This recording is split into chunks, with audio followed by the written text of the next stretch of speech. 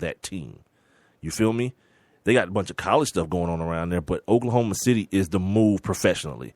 There's no Oklahoma football team. There's no Oklahoma baseball team. Yeah, you talk about being the king, and he ain't even from there. That dude's from D.C., Maryland area. So when you talk about dudes watching, like dudes are watching and how to exercise their power, yeah, it's going to happen. You know, Carmelo's not going to have that situation or be able to have that situation because Phil Jackson's there. Phil Jackson's going to cast a spell over, or not spell, a shadow over that whole situation in New York until he gets tired of it and says, you know what? Yeah, I don't think I can do this. This team is way too bad. I'm going to move on and go back to Montana and smoke my peyote. And then when he does that, maybe then, you know, Carmelo's, he's then able to, you know, grab the organization by the balls and say, look, I need this guy. I need this guy. I don't want to play for this guy. Get me this guy to play for. And the things that LeBron is going to do. Now, I'm saying all this assuming that the reports are correct. Brian Windhorst was the first one that came out talking about LeBron is punking David Blatt. He don't have any respect for him and this, that, and the other. I will say this. LeBron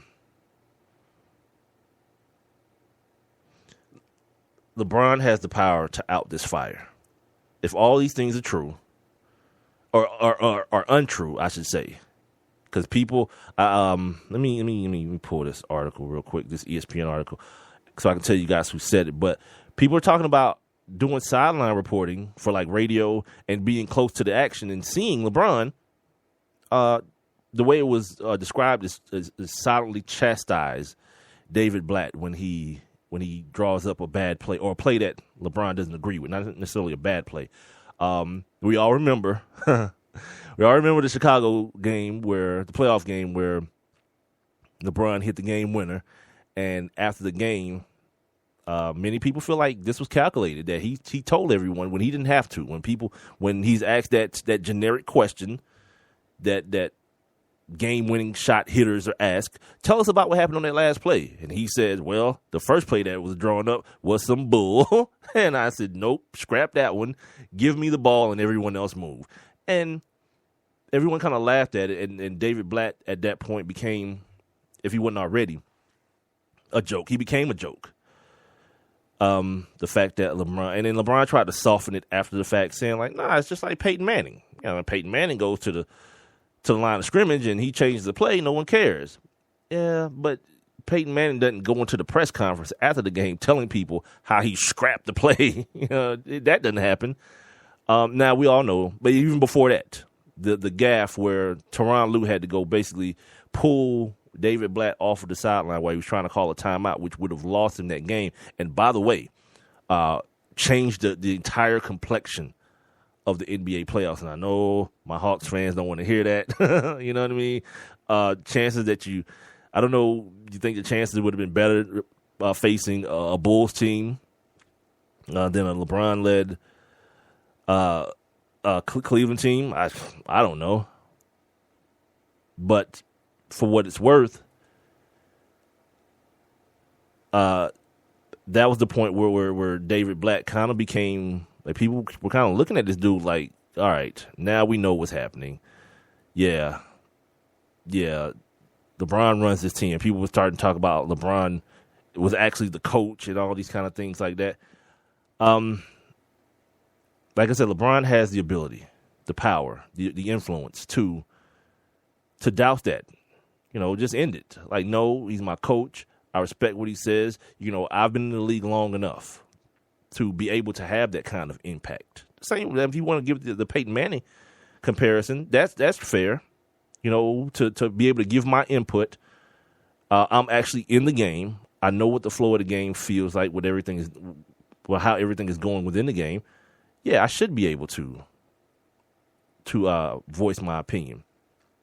But, it's the stuff where, they're talking about LeBron being such a larger-than-life figure, the other guys. You got guys like J.R. Smith on your team, and how that lack of respect could become a trickle-down. And that's the other thing I want to talk about, too. Not agreeing with someone or not feeling like you should be working for someone or someone should be able to tell you what to do. I don't think that's any excuse for disrespecting another grown man. You know, like a respect obviously is two ways. It goes two ways. And I haven't seen anything but respect out of David Blatt for LeBron James. And if the stories are true of the things that he does to this man, that's uncalled for. You know what I mean? Like even being great, to me, that's the level of humility. Understanding that everyone is not on your, like, I think outside looking in sometimes, I feel like that's the hardest thing for great people who are great at things to understand. Like, why everyone else isn't like me. You know what I mean? Like, why isn't everyone else 6'8" and 260 and can run a 4.4 and jump out the gym? Why isn't everyone like this? And I think the same thing goes for coaching, for the people who coach LeBron. Like the Eric Spoelstra thing, it ended up working because a guy like Dwayne Wade, who had already won and LeBron hadn't at the time, had bought in. And then you still have this other larger-than-life basketball figure hovering over the entire situation in Pat Riley. So with that, let's call it mixture of things, it was able to work. I mean, everyone still remembers the walking out of the huddle and LeBron bumping Eric Spoelstra, you know, because especially as black people, we know that's like you trying to fight. When somebody do you like that in the club, you know, we know what that means. And that passed, you know.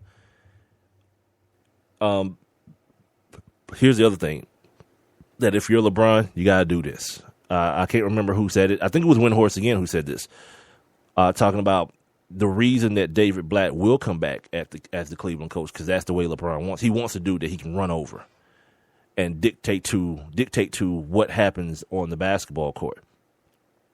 I think that's the wrong way to go. Like, out of respect, if you have, and LeBron's going to have this much power, he's going to opt out. Griffith, the GM, he said he already expects Kevin Love and LeBron to opt out of their deals and sign 1-year deals so that they can both try to cash in on this salary cap explosion that's going to happen in 2017. So LeBron, all the cards are with him. Which, I'm going to tell you this, I don't really understand it. Like, this whole fear that, oh, my God, if we don't do what he wants to, he's going to leave again. Is he really? Like, I know what we're talking about right now is a change in the mentality of a man, like a guy who has gone from a guy who felt like every little drop of criticism was not like a raindrop, but was like an ocean of water falling on him, to a guy who now seems pretty oblivious to whatever the hell you want to say about me. Yeah, I'm the greatest player in the world. It's that simple. To me, that says it all. That says more than just that statement. That says to me, I know, because LeBron's a smart dude. He knows there's going to be some flack to come from that, from the people who just hate LeBron because they want to hate LeBron. He knows it's going to come, but that's almost like him declaring, I don't give a damn what y'all say. And if that's the new evolution of LeBron, I'm with it. I don't need my stars and my big time athletes to be, you know, great guys and role models. You know what my son role model is? Me. You know what I mean?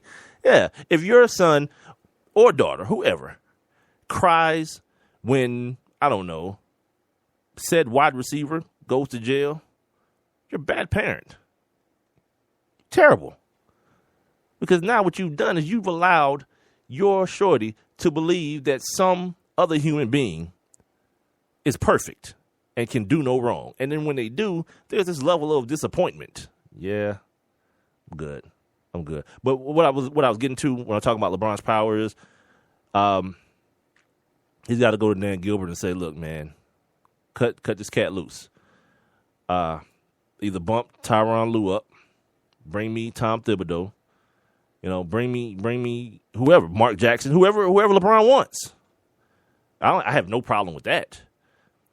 Because what you're additionally doing, I talked about this 9 months ago too, when I talked about LeBron being the real the real decision maker of the Cleveland Cavaliers. What the other thing that comes with that is responsibility. When the team falls short and you've got all your guys around you, this year, like the people who want to say, oh man, if he was really great, he would have done more with less. You're idiots.